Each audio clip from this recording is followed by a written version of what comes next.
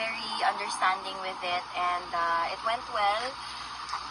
Titi Duterte Ayun, at the ang Hague, Netherlands. Madaming chikahan sa Keeping about update family with the matters. health of And then to Tatay the point Digong. na sinabi niya na ang dami ng alam ng nakikinig dito. Yun, tumawa lang ako.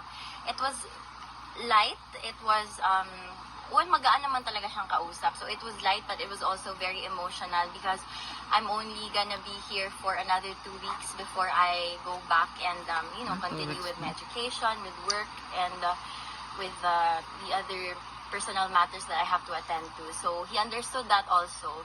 And then I told him he told me kasi na it's okay if you are lonely, you just go home to your Mama Hanilat and to Mira.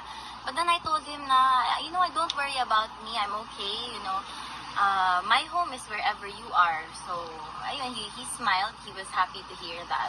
But he also reminded me that I do have to prioritize my responsibilities also because I have a life as a 21-year-old. And I said, yes, of course. In 2 weeks, I will be back home. And then the rotation of visits from the different family members will continue as usual.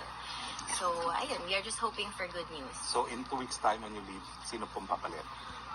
We're not sure pa, attorney, kasi ayun nga.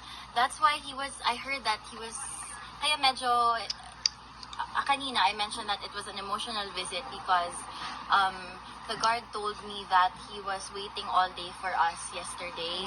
And of course I felt really guilty.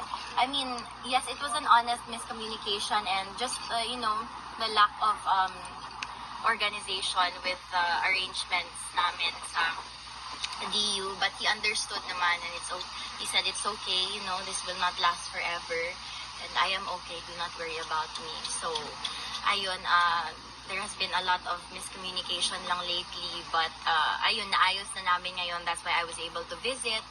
And kagaya, nakita nila kanina na late na naman ng konti. So, well, I had to explain to him also that my classes was until almost 7 a.m. this morning. So, I slept at 7 a.m., woke up at 12 p.m. and then I had to rush here. Good naman na inaalaw kayo ng online.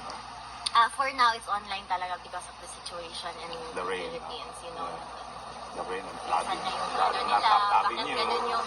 Oh. Well, bahala na sila, I won't talk about it. But, ayun, all I can say that is he's good, he's healthy and thankful and happy that, he has family who loves him. And, ayun, sabi ko, see, you are so blessed with children and grandchildren like this. Kasi tingnan mo ngayon na matanda ka na ganito. Well, kasi it really does speak on his character as a father. Kaya kahit ang tanda niya na kaming lahat, will drop anything and everything to be here with him. Yeah, he was happy to hear that. So he's okay. Tatay Digong is okay. I was worried, of course, but he looked okay. Hindi siya mukhang stressed. Parati siyang tulog, and ayun, kumakain naman as what I've heard from the prison guards. Namimiss niya masahe ni Kong Kulong. Yes, ayun nga, sabi ko, sorry ha, hindi ako naka-crash course, hindi ako ganun kagaling. Pero sige lang, maybe before I leave, magmamasahe ako sa kanya. And so to make up for it, I just sang him a song before I left. And ayun, nakasmile na. So, ayun, that's all I can share because of course we want to abide by the rules and regulations ng EU para walang unwanted consequences. Alam ba ni Tatay Digong na bawal na rin to share yung mga... I don't think so, but he did ask if there were still people here, and I said yes, everyone's waiting for you. It's been 5 months, but everyone's just waiting for you to come home.